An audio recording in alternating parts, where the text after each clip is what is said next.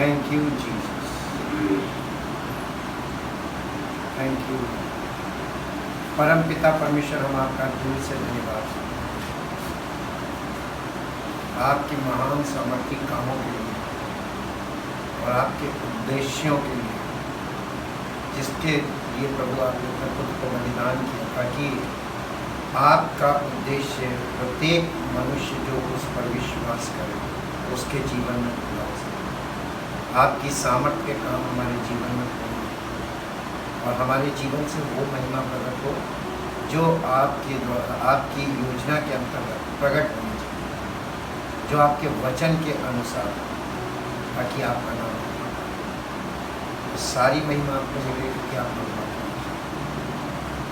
और आपका धन्यवाद करते हैं पवित्र वचनों के लिए और पवित्र आत्मा के लिए, जो हमें इन वचनों से वो सत्य दिखाता है और हमें समझाता है, जिसके द्वारा हम सत्य के मार्ग में आगे बढ़ते हैं और हमारा जीवन सत्य में स्थापित होता है, ताकि आपकी महिमा बढ़े। धन्यवाद के साथ इस प्रार्थना को प्रभु यीशु मसीह के नाम से प्रेज द लॉर्ड। हम परमेश्वर का धन्यवाद करते हैं सन ऑफ गॉड पार्ट 74 के लिए, और आज हम उसी विषय में एक स्टेप और आगे बढ़ेंगे। Great falling away means apostasy, the sign of the end of the age. इस युग के अंत का जो साइन है वो sign the great falling away. बहुत बड़ी तादाद में लोग विश्वास से बहकेंगे, विश्वास से पीछे हो जाएंगे, विश्वास से यानी जो सच्चा विश्वास है उससे भटक जाएंगे, और इसी को एक शब्द में कहते हैं अपोस्टेसी। अपोस्टेसी ये यहाँ पर ये बताया गया है, जब कलीसियाई युग का अंत होगा तो उसका रिजल्ट अपोस्टेसी होगा। अपोस्टेसी को आप पाखंड भी कह सकते हैं, कि सब कुछ फिजिकली दिख रहा होगा लेकिन उसमें सत्य नहीं होगा।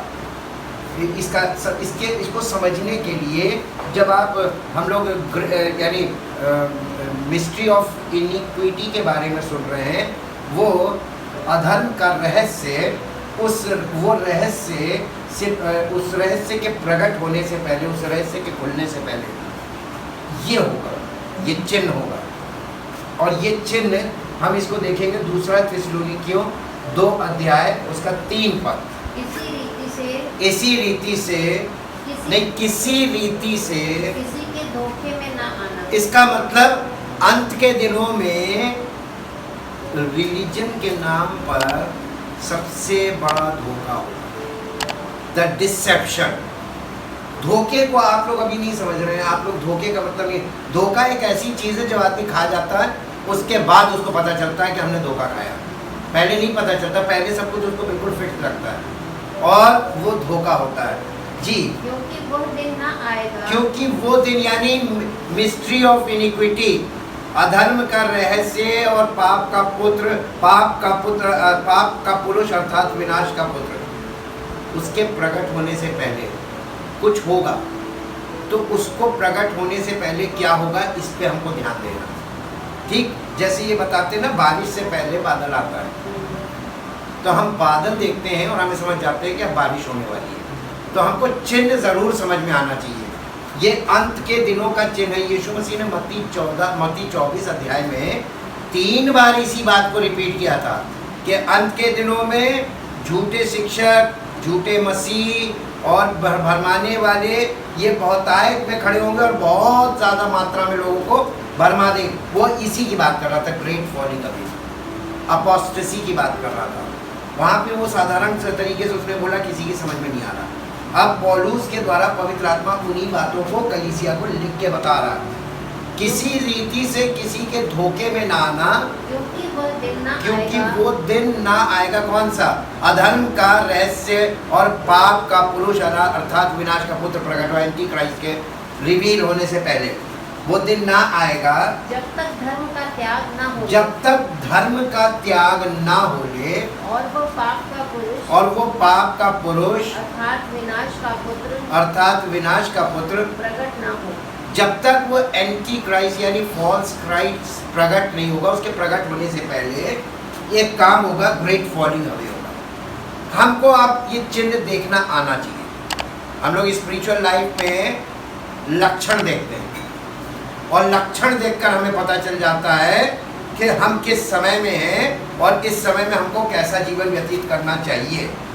दूसरा थिस्सलुनीकियों 2 अध्याय का 3 पद इंग्लिश में, Let no one deceive let no one deceive or beguile you in any or beguile you in any way, in any way, for that day will not come for that day will not come except the apostasy comes first. the apostasy comes first। पहले क्या आएगा? Apostasy. Apostasy को हम लोग को आज समझना है, इसी को समझ लो। ये चिन्ह है अंत के दिनों का, जहां से आखिर में जो इवेंट्स होने हैं उनके होने से पहले ये चिन्ह होगा। और इस चिन्ह को, इस लक्षण को हमें देखना आना चाहिए। कहीं हम उसी समय में तो नहीं है, ये चिन्ह चारों तरफ दिखेगा जी। unless the predicted great falling away of those who have professed, who, देखिए ये जो विश्वास से पीछे हटने वाले लोग होंगे, ये कौन होंगे? who have professed to be Christians, वो अपने आप को क्रिश्चियन बोलते, they profess themselves we are Christians। अब पढ़ो, has come and the man of lawlessness sin is revealed, who is the son of doom, who is the son of doom, of perdition, विनाश का पुत्र। ये उस समय, ऐसे समय में लोग, अधिकतर लोग कहेंगे कि मैं मसीही मुंह से प्रोफेस करेंगे, लेकिन उन जांच में खोटे नहीं। परमेश्वर किसको एक्सेप्ट करेगा? इस अब ये यानी इनिक्विटी, जो मिस्ट्री ऑफ इनिक्विटी है, ये अधर्म का भेद है। इसके समझने से पहले आप परमेश्वर की द मिस्ट्री ऑफ होलीनेस पहले समझिए। मिस्ट्री ऑफ होलीनेस अगर आपको मालूम होगी तो इसमें फंसेंगे। मिस्ट्री ऑफ होलीनेस आपको मिलेगी पहला तिमोथियस उसका 3 अध्याय और उसका 16 पद, पहले हिंदी में फिर इंग्लिश में। यह है मिस्ट्री ऑफ होलीनेस, पवित्रता का रहस्य। 3 अध्याय का 16 पद जी। इसमें संदेह नहीं कि भक्ति का भेद गंभीर है। आपको आज जो भक्ति दिखाई दे रही है, फिजिकल भक्ति, ये सच्ची भक्ति है। कैसी है फिजिकल भक्ति? कोई बता पाएगा? कुछ एक्सप्लेन कीजिए। फिजिकल भक्ति आपको कैसी दिख रही है? कोई जो शरीर में करते हैं, सब पूजा पाठ कर लीजिए या दुआ प्रार्थना कर लीजिए और खूब प्रेज एंड वर्शिप कर लीजिए, जो कुछ फिजिकली आपको चारों तरफ दिख रहा है, ये भक्ति नहीं। हाँ, ये एक्चुअली ये चीज़ कलीसिया से हमको फोकस करनी है। वहाँ पे जो हो रहा है वो अज्ञानता में हो रहा है, हमको फोकस किधर करना है? कलीसिया में ये शुरू हो जाएगा। वहाँ पे भक्ति का भेद यहाँ पे बता रहा, तो भक्ति का भेद तो बहुत गंभीर है जी। वो जो शरीर में प्रकट हुआ, आत्मा में धर्मी ठहरा, स्वर्गदूतों को दिखाई दिया, अन्य जातियों में उसका प्रचार हुआ, जगत में उस पर विश्वास किया गया और महिमा में ऊपर उठा लिया गया। ये कौन है? यह है भक्ति का भेद। ठीक, अब आप एक बात समझ लीजिए। यीशु मसीह जो शरीर में प्रकट हुआ, जो यहाँ पे हो रहा है, जहाँ पे जो बताया जा रहा है, ये इसको कहते हैं मिस्ट्री ऑफ होलीनेस। ये हमसे ना छूटे। हम हमारे जीवन में भी वो, हमारे शरीर में भी, इस फिजिकल बॉडी में वही रिवील हो। अगर हम उसकी आत्मा के द्वारा जीवन जिएंगे तभी संभव, और नहीं तो क्या होगा मालूम है? पल में दूसरा रूप भी होगा। यहाँ पे जो मिस्ट्री ऑफ जिसके बारे में पाप का पुरुष बताया जा रहा है, ये एंटी क्राइस्ट, ये भी शरीर में शैतान का प्रकट होना। जैसे यीशु मसीह शरीर में मसीह का प्रकट होना था ना, प्रकटीकरण, मसीह का प्रकटीकरण फिजिकल बॉडी में, वैसे ही एंटी क्राइस्ट का प्रकटीकरण फिजिकल बॉडी में। अब आपके अंदर, हर मनुष्य के अंदर, हर विश्वासी के अंदर दोनों चीजें का काम कर, हमने यही देखा था ना, एंटागोनिस्ट हैं हम, हर व्यक्ति एंटी क्राइस्ट है। हमारा जो शारीरिक है, शरीर है, और हमारा जो प्राण है वो परमेश्वर की आत्मा के विरोध है, हमेशा था, है और रहेगा। हमको पवित्र आत्मा के द्वारा चलने के लिए अपने शरीर का और अपने प्राण का विरोध करके ही हम ये काम सफल होंगे, इसके बिना हम इसमें सफल नहीं होंगे। तो एंटागोनिस्ट तो सब लोग हैं, लेकिन हमारे जीवन से यीशु मसीह के आने पर कौन प्रकट होगा, उससे पहले एंटी क्राइस्ट का मतलब वो यानी शैतान का पुत्र है, उसको बोला गया शैतान है, सन ऑफ परडिशन, विनाश का पुत्र यानी शैतान का पुत्र। शैतान का पुत्र हमारे जीवन से प्रकट हो रहा है कि परमेश्वर का पुत्र हमारे, हम उसी के पुत्र कहलाएंगे जिसका पुत्र हमारे जीवन से प्रकट होगा। अब बहुत ध्यान से ये कहना कि हम विश्वासी हैं और ये कहना कि ये क्लेम करना कि हम विश्वासी हैं और अपने जीवन में अपने आप को धोखा देने से अच्छा है, क्योंकि तुम्हें रिजल्ट में वहाँ पे मिलेगा कुछ नहीं। क्योंकि अगर तुम यानी जांच में खोटे निकले, तुम दूसरे सेक्शन में पाए जाओगे तो तुम्हें वहीं पे जाना पड़ेगा। इसलिए कितना गंभीर, इसीलिए बोला गया भक्ति का भेद गंभीर है। और हम हमेशा आप लोगों से क्या कहते हैं, परमेश्वर के साथ सीरियस। बिल्कुल भी आपको वचन के साथ खिलवाड़ नहीं करना है, वचन के साथ बिल्कुल भी इमेच्योरिटी नहीं लानी है। वचन के मामले में आपको मैच्योर होने की ज़रूरत है, और आप स्पिरिचुअली मैच्योर होंगे तभी आपको परमेश्वर से सब कुछ हासिल हो जाएगा, और नहीं तो कुछ भी हासिल नहीं होगा। ये रिजल्ट या तो 100% है या बिल्कुल 0 है, या 50-50 वाला कोई काम नहीं है। ठीक है, तो हमको बहुत गंभीर होने की ज़रूरत है। ये अब इसके बाद आते हैं, apostasy means rebelling against God and departing from the truth of Christ, यानी मसीह के सत्य से बहकर दूसरे सेक्शन में चले जाना।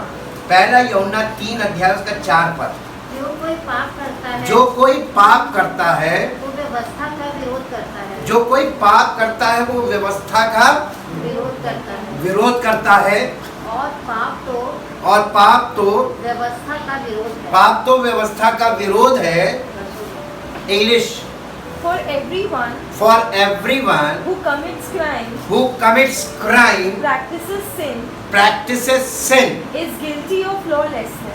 guilty of lawlessness. जी, For that is what sin is.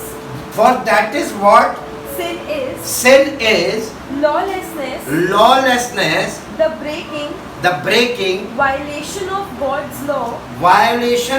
God's law by transgression by transgression or neglect, being unrestrained and unregulated by his command and his will. ये लास्ट में जो आपने पार्ट पढ़ा, ये लॉलेसनेस की निशानी है। By unrestrained and unregulated. कि तो भैया इंग्लिश है, किसी को समझ में नहीं आ रही। हाँ, जब तक आप अपनी इच्छा में मसीही जीवन बिता रहे हैं, आप पाप कर रहे हैं, क्योंकि मसीही जीवन शारीरिक नहीं है और अपनी इच्छा का जीवन नहीं है। और ये समझाने में बहुत प्रयास किया मैंने। अब मैं आपको दिखा रहा हूं कि नतीजा आपका बहुत भयानक होने वाला है। जो लोग इस तरीके की मसीहत में हैं, उनके लिए खतरे का सायरन है। 100% या तो इधर हो जाओ या उधर हो जाओ, निपट जाओ, क्योंकि परमेश्वर के यहाँ 50-50 वाला कोई पार्ट है ही नहीं। यहाँ पौलुस ये बहुत गंभीर बात कलीसिया को लिख रहा है, और ये मसीह की आरंभ की बातों से आगे की बातें कर रहा है, क्योंकि अब जब जहाँ पे हम खड़े हैं at this time, this age, इस युग में, हम कहाँ किस युग में खड़े हैं और क्या ये समय एकदम नजदीक आ गया है, हमको ये चीज समझनी चाहिए। इमेच्योर लोगों के लिए अभी बहुत टाइम है और स्पिरिचुअली मेच्योर लोग देख रहे हैं एकदम ये खड़ा हुआ है। अब पूरी दुनिया निपट जाएगी, आप बैठे रह जाएंगे, अब तब आपको पता चलेगा नहीं ये दुनिया इसीलिए निपट गई क्योंकि परमेश्वर का एक एक वचन, इंग्लिश में एओटा किसको बोलते हैं इंग्लिश में, what is the meaning of aorta in English, ये ग्रामर पार्ट है, हाँ आपको क्लू भी दे देते हैं, 1 डॉट और 1 एओटा, व्यवस्था की एक भी मात्रा और एक भी बिंदु, एक full stop is called aorta in English. English grammar में जाकर पढ़िए, एओटा का मतलब होता है फुल स्टॉप। एक भी मात्रा, एक भी बिंदु व्यवस्था में जो है वो बिना पूरा हुए नहीं कंप्लीट, बिना कंप्लीट हुए वो हमारे आगे से हटेगी नहीं। अक्सर लोग क्या सोचते हैं, यीशु मसीह ने व्यवस्था को हमारे लिए पूरा कर दिया, यस किया, उसने व्यवस्था को पूरा कैसे किया, किसी को सिखाया? कभी ना किसी ने सीखा, ना कभी किसी को सिखाया गया। पर प्रभु यीशु ने मसीह ने व्यवस्था को पूरा कैसे किया? व्यवस्था क्या, व्यवस्था के अंदर क्या चीज थी? वो ये थी कि मनुष्य परमेश्वर तक कैसे पहुंच सकता है, और उसमें पार्ट्स दिए हैं। जब आप आंगन में जाते हैं वहां पर एक बलिदान की जरूरत है, बिना बलिदान के, बिना पापों की क्षमा के आप परमेश्वर की उपस्थिति में प्रवेश नहीं कर सकते। यीशु मसीह ने ये वाला पार्ट समस्त मानव जाति के लिए पूरा कर दिया अपने उस बलिदान के द्वारा। और अब जब बलिदान वाला पार्ट खत्म हो गया, जो फिजिकल पार्ट था, अब हमको बलिदान नहीं देना है, लेकिन अब हमको करना क्या मालूम है? हमको यीशु मसीह जिसने हमारे लिए वो बलिदान दिया, पाप का बलिदान, ताकि हम पाप से छुटकारा पाएं, माफ़ी पाएं और परमेश्वर की उपस्थिति में जाएं, तो हमको प्रभु यीशु मसीह पर विश्वास करना है, उसे ग्रहण करना अपना उद्धारकर्ता। और जब हम यीशु मसीह को अपना उद्धारकर्ता ग्रहण करते हैं तो हमारे पापों की हमें क्षमा मिलती है, और ठीक एट द सेम टाइम उसी समय में पवित्र आत्मा मिलती है। ये क्या है? अब आप पुराने नियम में जाके देखिए कि नई वाचा का नियम क्या था। उसने कहा मैं उनसे उन दिनों के बाद उनसे एक नई वाचा बांधूंगा, मैं अपनी व्यवस्था उनके मनों में डालूंगा। तो व्यवस्था खत्म हुई कि व्यवस्था ट्रांसफॉर्म होकर स्पिरिचुअल होकर आपके अंदर आ गई। तो ये होली स्पिरिट रिस्ट्रेनर क्यों है? ये होली स्पिरिट रिस्ट्रेन क्यों कर रहा है? ये आपको रेगुलेट करता है for the law of God, in the law of God. परमेश्वर की व्यवस्था में आपको रेगुलेट करेगा, आपकी अनऑर्गेनाइज लाइफ को यानी लॉलेस लाइफ को लॉ में लाएगा। इसीलिए आप इब्रानियों में पढ़ते हैं कि अंत के दिनों में परमेश्वर अपनी आत्मा के द्वारा हमारे हृदय पर अपनी व्यवस्था लिखेगा। व्यवस्था आ रही है ना? अब व्यवस्था कहाँ है? पवित्र आत्मा अंदर, तो हमारे हृदय पे व्यवस्था लिखने का काम कौन कर रहा है? पवित्र आत्मा। तो पवित्र आत्मा ने आपके दिल पे पूरी व्यवस्था लिख दी और आप उस व्यवस्था के अनुसार रेगुलेट हो गए? नहीं। अगर नहीं हुए, अभी आपको मैच्योरिटी चाहिए, यहीं पे मैच्योरिटी चाहिए, क्योंकि आप उस व्यवस्था को जो यीशु मसीह ने पूरी की, आपके अंदर पूरी हुई कि नहीं। और अगर नहीं तो प्रिपेयर कर लीजिए अभी आपके लिए वक्त। गुड न्यूज़ ये है कि अभी ग्रेस पीरियड है, लेकिन ये ग्रेस पीरियड बहुत जल्दी एकदम खत्म होगा। अब ये रैपिड टाइमिंग चलेगी, इसलिए घड़ी की सुई टक टक टक टक आपके सारे काम आपको साथ साथ सब कुछ करना। फिजिकल लाइफ भी इंपॉर्टेंट है, हम फिजिकल लाइफ की सारी रिस्पॉन्सिबिलिटीज को सबको पूरा करना है। जब आप वहाँ एक्सक्यूज नहीं कर सकते तो यहाँ क्यों एक्सक्यूज करते हैं? और अगर आप यहाँ एक्सक्यूज करते हो वहाँ पूरा करते हैं तो आप यहाँ से जाएंगे, और अगर आप यहाँ पे पूरा करते वहाँ एक्सक्यूज करते तो आप वहाँ से जाएंगे। आपको दोनों को बैलेंस करना, दोनों लाइफ, फिजिकल लाइफ को और फिजिकल लाइफ को बैलेंस करने के लिए आपको बुद्धि, सामर्थ्य, शक्ति, युक्ति सब कुछ कौन देगा? जब आप उसके साथ प्रथम स्थान रखेंगे तभी तो देगा, ऐसे थोड़ी ना दे देगा जी। अब देखिए, अब आपको ये चीज क्लियर समझ में आई यहाँ पे कि ये क्या है। अब the act of apostasy. Apostasy किसे कहते हैं? अभी लोगों को ये इसके बारे में समझ में नहीं आ रहा, इसकी थोड़ी झलक दिखाते हैं वचन में। Many disciples leaving Jesus after they cannot digest some of his more difficult teachings. This was before the Holy Spirit indwelling in believer। यानी जब पवित्र आत्मा विश्वासियों के अंदर नहीं आया था, यीशु मसीह के स्वर्गारोहण से पहले, ये कुछ यीशु मसीह के चेले थे जो यीशु मसीह की जो कठिन शिक्षा थी, हार्ड टीचिंग जिसे हम मीट कह सकते हैं, स्ट्रॉन्ग फूड, वो डाइजेस्ट नहीं कर पाए, उसे हजम नहीं कर पाए। वो लोग यीशु मसीह का साथ छोड़ गए। उसी समय निकाल लीजिए यमुना रचित सुसमाचार 6 अध्याय 60 से 66। उसके चेलों में से बहुतों ने ये सुनकर कहा, ये कठोर बात है, इसे कौन सुन सकता है? यीशु ने अपने मन में ये जानकर कि मेरे चेले आपस में इस बात पर कुड़कुड़ाते हैं। उनसे पूछा क्या इस बात से तुम्हें ठोकर लगती है? जी, यदि तुम मनुष्य के पुत्र को जहाँ वो पहले था वहाँ ऊपर जाते देखोगे तो क्या होगा? आत्मा तो जीवनदायक है, शरीर से कुछ लाभ नहीं। जो बातें मैंने तुमसे कही हैं वे आत्मा है और जीवन भी है। यानी यीशु मसीह बता रहा है कि मैंने तुम्हें आत्मिक रूप से बोला है, और वो फिजिकली अंडरस्टैंड कर रहे थे। मालूम क्या यीशु मसीह ने कहा था यहाँ पे कि जो कोई मेरा मांस खाता और मेरा लहू पीता है उसी को अनंत जीवन मिलेगा। ये हार्ट टीचिंग है, और ये उसने जानबूझ के बोला था। चेलों की संख्या बहुत बढ़ गई थी और वो ये देखना मांग रहा था कि इसमें से कितने सच्चे हैं, कितने झूठे हैं। आप यीशु मसीह ने हर स्टेप पे लोगों को टेस्ट किया, डिसाइपल्स को टेस्ट किया कि कितने आ रहे, उसके पीछे चलते बहुत है, पूरी भीड़ की भीड़ चलती है, लेकिन उसमें से कितने सच्चे हैं उसकी एक टीचिंग के आगे वो चीज़ क्लियर हो जाती है। अब आगे देखिए क्या हुआ। परंतु तुम में से कुछ ऐसे हैं जो विश्वास नहीं करते, क्योंकि यीशु पहले ही से जानता था कि जो विश्वास नहीं करते वे कौन है। अब बताइए, बहुत लोग कहते हैं ना हम विश्वास करते हैं।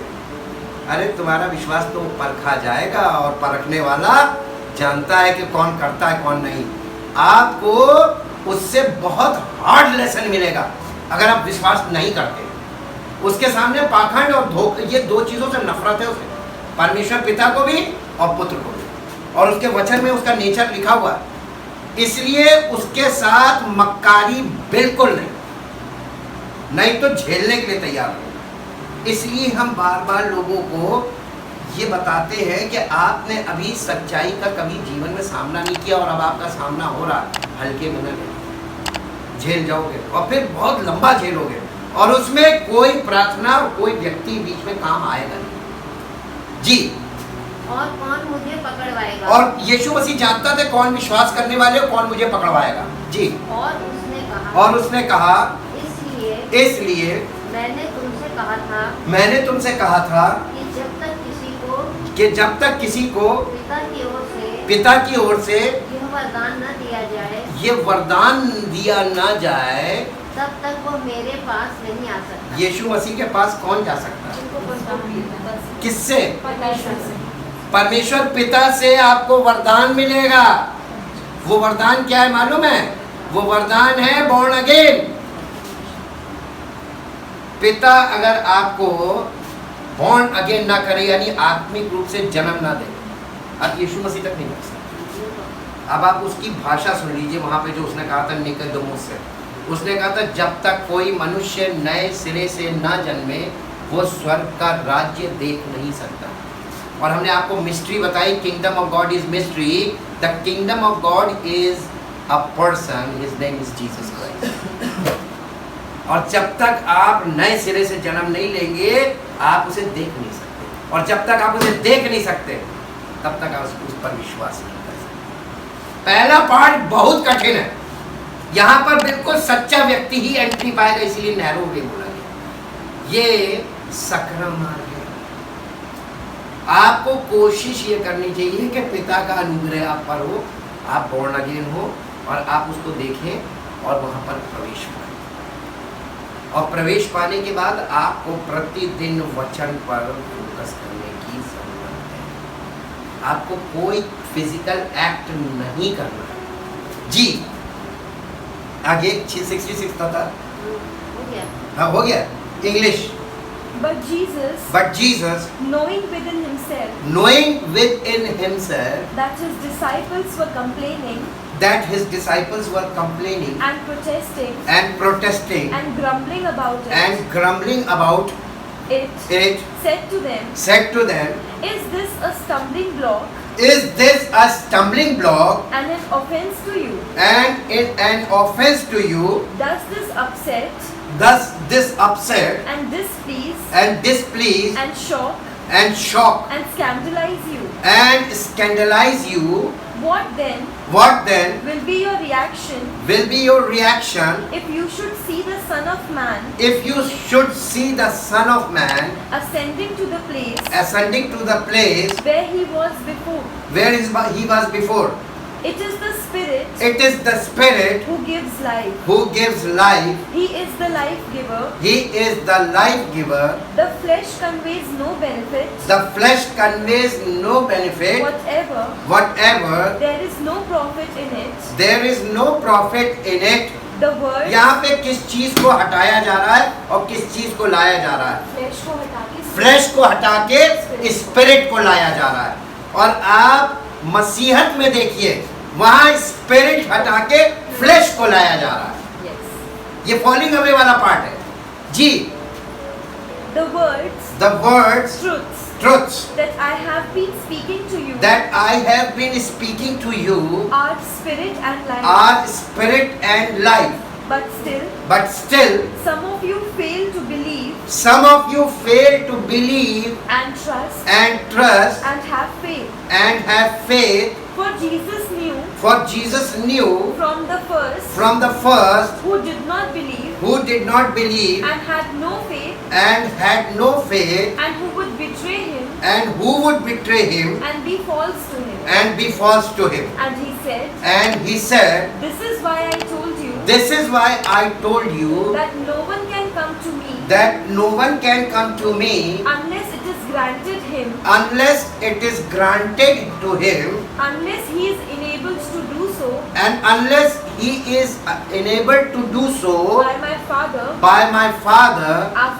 After this many of his disciples कितने? Many. हिंदी में लिखा बहुतेरे चेले उसको छोड़ के चले। Many disciples of Jesus drew back, returned to their old associations, and no longer accompanied him. यही है फॉलिंग अवे। अंत के दिनों में ये बहुत तेजी में और बहुत ज्यादा मात्रा में होने लगेगा। अब आप इसको ऑब्जर्व करके देखिए। These are the points of observation. ये स्पिरिचुअल ऑब्जर्वेशन है हमारा, और हम इससे पता चलता है कि हम किस युग में आ गए, हम कहां पर खड़े हैं। सेकेंड पॉइंट है believers who are eagerly abandoning Christ and their faith. गलातियों की पत्री उसका पहला अध्याय उसका 16 पद, यानी विश्वासी लोग जो हैं बहुत जल्दी से उस सच्चाई से और उस आत्मिक सच्चाई से और उस सत्य से बहुत जल्दी मुड़कर और फिजिकल साइड में घूम जाएंगे, टर्न लेंगे। ये कलीसिया को चिट्ठी लिखी है, इसका पहला अध्याय इसका 6 पद।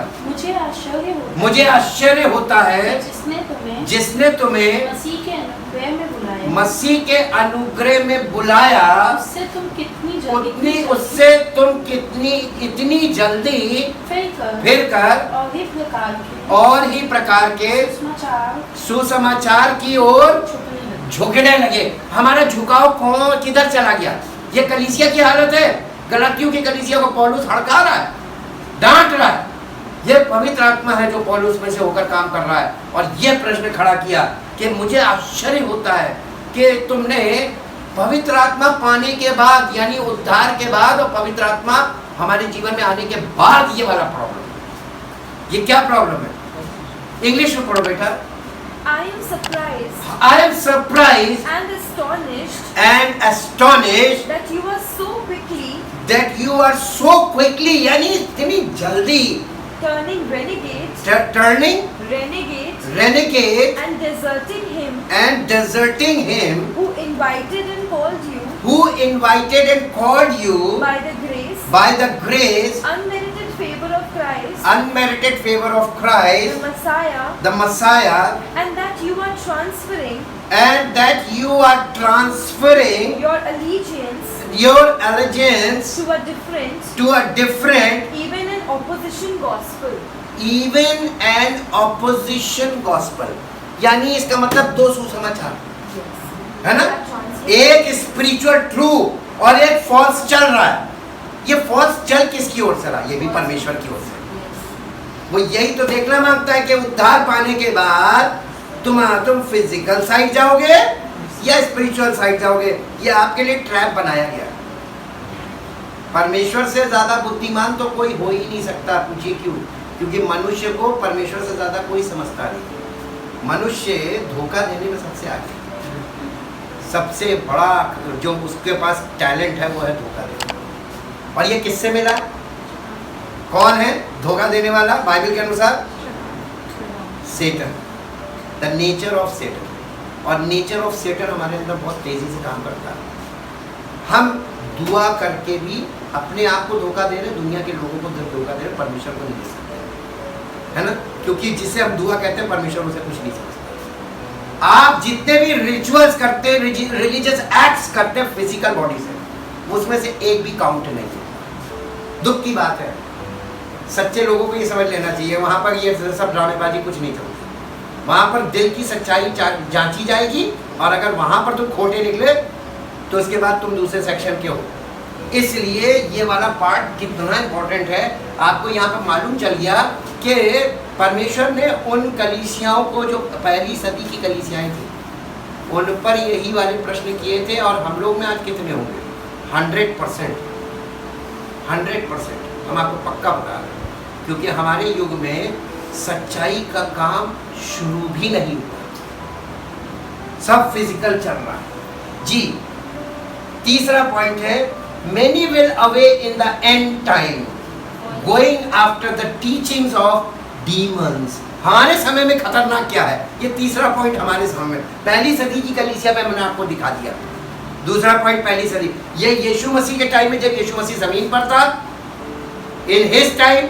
उसके बाद गलातियों की कलीसिया में देखा, जो पहली सदी की कलीसिया के समय में किस तरीके की फॉलिंग अवे हुआ। अब हमारे समय में आइए तीसरा point, many will fall away in the end times, यानी अंत के दिनों में कितने? संख्या देखते जाइए। यीशु मसीह ने 3 बार इस बात को बोला था, यहाँ पे भी 3 बार आप देखिए। many will fall away in the end time going after the, किस चीज के पीछे चले जाएंगे? हैं? Teachings of demons. अरे दुष्ट आत्मा की शिक्षाएं। अब आपसे ये पूछा जाए, आप दुष्ट आत्मा किसको बोलते हैं? तो आप पवित्र आत्मा किसको बोलेंगे? अगर पवित्र आत्मा पौलुस के अंदर आपको दिखता है, वही आत्मा आपको अगर किसी के अंदर दिखे, जैसे पौलुस मसीह की सेवकाई करता था, वैसी सेवकाई आपको उस व्यक्ति के द्वारा देखने को मिले, तो इसका मतलब वही है।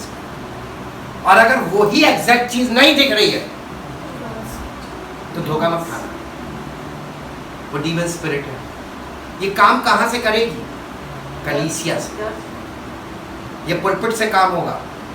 अब आप इसके लिए, क्योंकि कलीसिया, इसका हमारे नए नियम में कलीसिया के बारे में ही लिखा है। ये पास्टरल लेटर है, यानी सेवक की को चिट्ठी लिखेगी पास्टर को। 1 तीमुथियुस 4 अध्याय उसका पहला पद। परंतु आत्मा स्पष्टता से कहता है। स्पष्टता का मतलब होता है, यहाँ पे स्पष्टता का मतलब है clearly, openly, expressly and pointedly. ये 4 पॉइंट आते हैं, क्लियरली, एक्सप्रेसली एंड पॉइंटेडली। पूरी यानी पूरा खुलेआम इस बात का ऐलान करता है। आत्मा स्पष्टता से कहता है कि आने वाले समयों में कितने लोग भरमाने वाली आत्माओं और दुष्ट आत्माओं की शिक्षाओं पर मन लगाकर विश्वास से बहक जाएंगे। काहे से बहक जाएंगे? कौन सा विश्वास? पर प्रभु यीशु मसीह पर, अपने उद्धारकर्ता के ऊपर विश्वास नहीं करेंगे। वो उन टीचिंग्स में बिलीव करने लगेंगे, उन एक्टिविटीज में बिलीव करने लगेंगे, और वो टीचिंग्स के द्वारा उनको एक्टिविटीज में डाल दिया जाएगा। आपको एक्टिविटीज बहुत मिलेंगी, टीचिंग ज्यादा होंगी तो एक्टिविटीज भी ज्यादा होगी, लेकिन ट्रुथ नहीं। इंग्लिश में पढ़ो बेटा। But the Holy Spirit distinctly and expressly declares that in the later times, ये latter time आप याद रखिएगा। हम आपको पुराने नियम में भविष्यवाणियों से लेके आखिर तक ले जाएंगे। लेटर टाइम, ये लेटर टाइम कहाँ है? हम लोग कहाँ हैं? इसको क्या बोलेंगे? These are the later times. Ji. That in the latter times, some will turn away from the faith, giving attention to deluding and seducing spirits, and doctrines that demons teach. ये भी टीचर बन के आएंगे। ये spirit part है। अभी आपको बहुत भयानक चीज आगे सामना करने को मिलने वाली है। अभी रुक जाइए, चौथे पार्ट में आइए। Peter wants us to stay on guard against false teachings that because us to fall away from the faith. विश्वास से बहकने में सबसे ज्यादा रोल किस चीज का होगा? False teacher and false teachings. ठीक, आप इनको पहचानेंगे कैसे?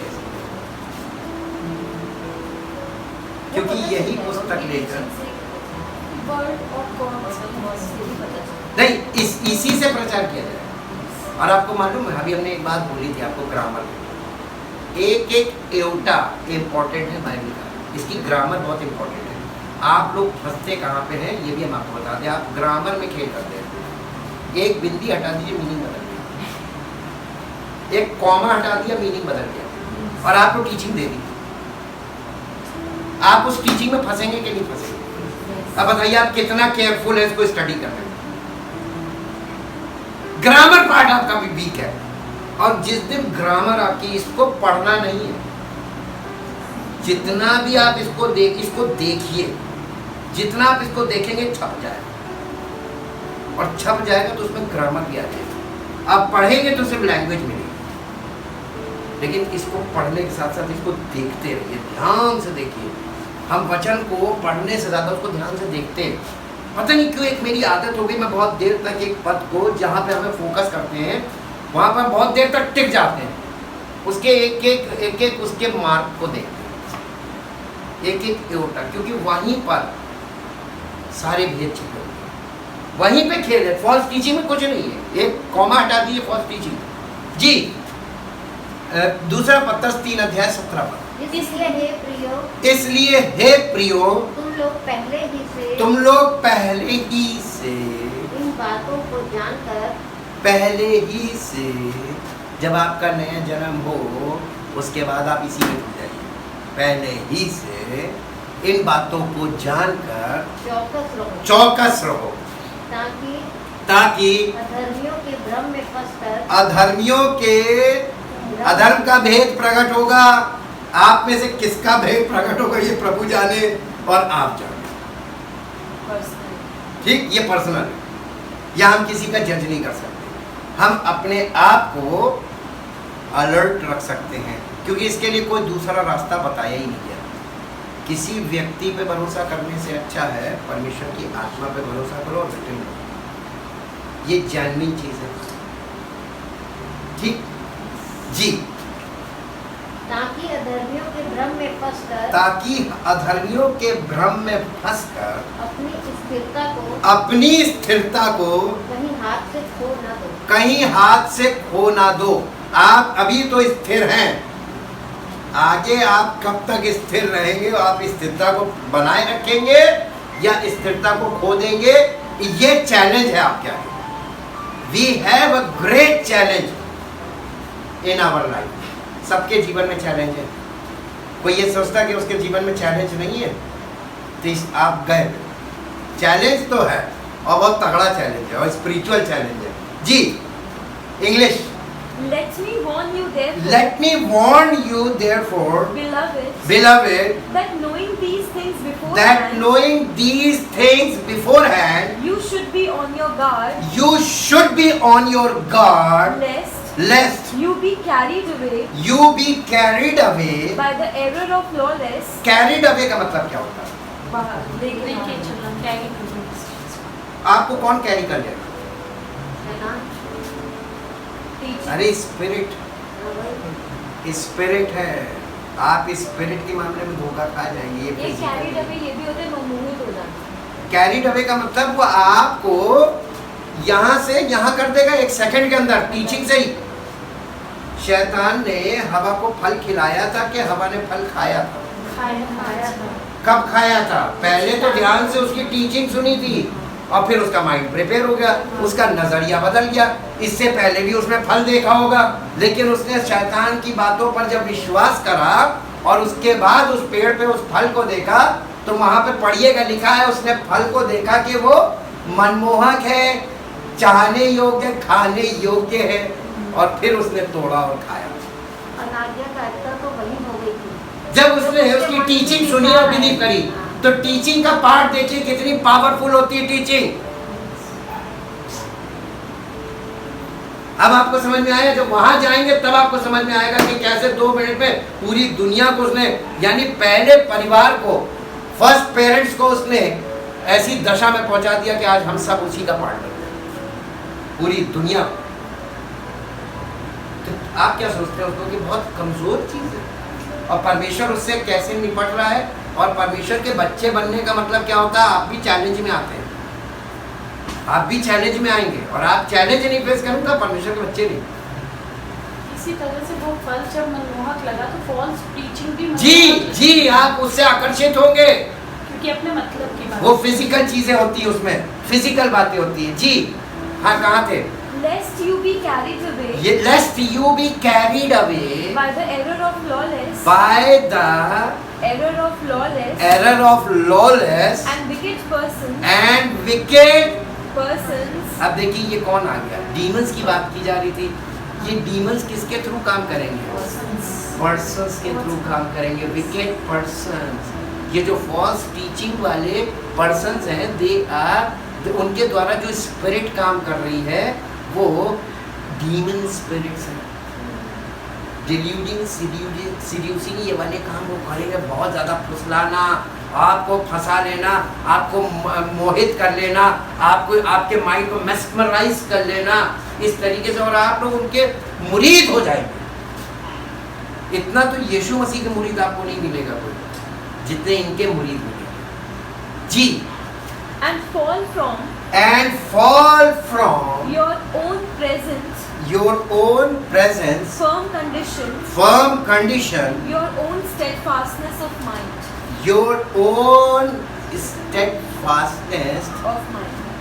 क्या चीज आपकी क्या चीज ट्रैप हो जाएगी? यही बहुत भयानक डिसेप्शन है। आपके माइंड को 2 मिनट में इधर से उधर करने का काम है, और ये काम 2 ही लोग कर सकते हैं, एक परमेश्वर करेगा और एक शैतान करेगा। लेकिन परमेश्वर आपको कभी भी जबरदस्ती, लालच देकर या किसी भी युक्ति से आपको फंसाने का काम नहीं करेगा। परमेश्वर आपको ट्रुथ बोलेगा जो अक्सर लोगों का एक्सेप्टेबल नहीं होगा, लेकिन शैतान आपके आगे ऐसी युक्तियां इस्तेमाल करेगा कि आपका अट्रैक्शन उतर जाए और परमेश्वर से खड़ा देखता रहेगा। दूसरा तरीका है जी। कि जो ज्यादा युक्तियां लगाए जी। समझ जाओ ये गलत है, यस, और जो बिल्कुल स्ट्रेट फॉरवर्ड बोल जी। के चला जाए वो बिल्कुल सही। है, क्योंकि वो ज्यादा बातें करेगा ही नहीं। क्योंकि उसके पास ज्यादा ऑप्शन ही नहीं होता ट्रुथ में। फॉल्स में तो ऑप्शन ही ऑप्शन है। आज दुनिया में ऑप्शन ऑप्शन ऑप्शन ऑप्शन और पूरी दुनिया गड्ढे में फंसी हुई है, कोई कुछ नहीं कर पा रहा। जी, अब आते हैं, अब आप मिस्ट्री ऑफ, कहाँ पे थे हम लोग? Mystery of iniquity, the great deception. ये जो मिस्ट्री ऑफ इनिक्विटी है, this is nothing the great deception. ये ग्रेट डिसेप्शन अब तो समझ में आ गया होगा ना, फॉलिंग अवे, यही तो ग्रेट डिसेप्शन है। Great deception because this is a spiritual deception. Spiritual life या स्पिरिचुअल ट्रुथ और स्पिरिचुअल डिसेप्शन, या यू कह लीजिए ट्रू और फॉल्स, और दोनों वो है स्पिरिट। अब आप देखिए वो वीट एंड टेयर्स में जाए, जब ये कंप्लीट हो गया, ग्रोन अप, फुली मैच्योर, ये युग का अंत है। वहां पर उसने दिखा दिया था दोनों को साथ साथ बढ़ रहे, और अंत के समय में कटनी से पहले ये होगा अलग अलग। तो ये ग्रेट डिसेप्शन को आप देखिए, इसके बारे में दूसरा थिस्सलुनीकियों 2 अध्याय का 11-12 पद। इसी कारण परमेश्वर उनमें, परमेश्वर कौन? परमेश्वर शैतान को धोखा, शैतान को दोष लगाने से पहले ये पढ़ लीजिएगा। इसी कारण परमेश्वर उनमें एक भटका देने वाली सामर्थ्य को भेजेगा कि वे झूठ की प्रतीति करें। कौन? झूठे विश्वासी, झूठे मसीही किसकी प्रतीति करें? और ये काम कौन करेगा? परमेश्वर करेगा। जी, तो ये झूठ की प्रतीति करें ताकि जितने लोग सत्य की प्रतीति नहीं करते हैं, वरन अधर्म से प्रसन्न होते हैं, पहले कौन वहां पे क्या बताया गया था? जंगली दाने के पौधों को पहले बटोर लो। अब फिर जाके देखिए, वहां पर हम कोई भी चीज देखते हैं तो हम उसको वहां से लेके चलते हैं ओरिजिन से, और आगे जाके फिर वापस जाके उसको टैली करते हैं। एग्जैक्ट है कि नहीं? एग्जैक्ट पिक्चर आनी चाहिए, और अगर एग्जैक्ट पिक्चर नहीं आ रही है तो फॉल्स हो सकता है। ये हम लोगों की खुद की जिम्मेदारी। हम आपको सिखा रहे हैं कि आप भी ऐसी कर सकते हैं। आप लोगों को तो बहुत आइडियाज मिल गए कि कैसे चेक करना है। ये है ना आपके पास, ये एविडेंस है। इसको मिटाने की बहुत कोशिश की गई, दुनिया में कोई मिटा नहीं पाया। ये एविडेंस बहुत इंपॉर्टेंट, और ये एविडेंस हमारे पास प्रिंटेड होना चाहिए। आज बहुत मुश्किल है प्रिंटेड मिलना, ये प्रिंटेड एविडेंस होना चाहिए। फोन में तो आपके पास उसमें एरर्स है, ठीक, प्रारंभिक स्टेज में ठीक है, आप शुरुआती दौर में आपका काम करेगा, लेकिन ये रिटर्न आपके पास हमेशा होना चाहिए। आपके पास रजिस्ट्री अगर सिर्फ उसमें हो, सॉफ्ट कॉपी, हार्ड कॉपी हमेशा, हाँ देखिए, आप सीख लीजिए। सॉफ्ट कॉपी, किसी भी डॉक्यूमेंट की सॉफ्ट कॉपी नहीं, आपके पास उसकी हार्ड कॉपी होनी चाहिए। ऐसा ना कि लोग हमसे कहें बहुत मुश्किल है तो मिलना, हालेलुया, लेकिन ये आपको अवेलेबल कराई जा सकती है, ठीक है जी। अब ये इसका बच्चे कहाँ थे? हाँ, 11-12। Therefore God sends upon them a misleading influence, a a working of error, and a strong delusion. देखिए, वर्किंग ऑफ एरर तो ये फॉल्स टीचिंग से हो ही रहा, लेकिन इसके बाद जो लिखा हुआ ना, अ स्ट्रॉन्ग डिल्यूजन, इसी को ग्रेट डिसेप्शन बोलते हैं। स्ट्रॉन्ग डिल्यूजन का मतलब होता है एक ऐसी आत्मा आएगी यीशु मसीह के आने से पहले, जिसमें ये मैक्सिमम फॉल्स टीचिंग वाले उनको सबको एकदम ब्लाइंड कर देगी। हाँ, मास्टर स्ट्रोक। ये क्या लिखा हुआ है? Strong delusion To make them believe what is false, यानी एक तरीके का आपको हम बता रहे हैं, एक तरीके के आत्म जागृति दिखेगी आपको, रिवाइवल। जैसे लगेगा अरे सब लोग बिल्कुल जैसे सो रहे थे, अब मसीही लोग जाग उठे, एकदम इनका जमावड़ा होने लगेगा, इनकी मीटिंगें होने लगेगी, यानी खूब वो होने लगेगा। यही है स्ट्रॉन्ग डिल्यूजन। और आपको लगेगा अरे यार ये सब तो बड़े एकदम पहले तो सुस्त थे, एकदम इनमें जागृति आ गई। इसको रिवाइवल से जोड़कर देखा जा सकता है, लेकिन ये होगा क्या मालूम है? नहीं, ये सब कलेक्शन होगा इनका, और ये सब आपस में यूनाइटेड हो जाएंगे, कलेक्ट हो जाएंगे फिजिकल वाले। और ये क्या है, इंग्लिश में पढ़वा के क्या लिखा है? In order that all may be judged and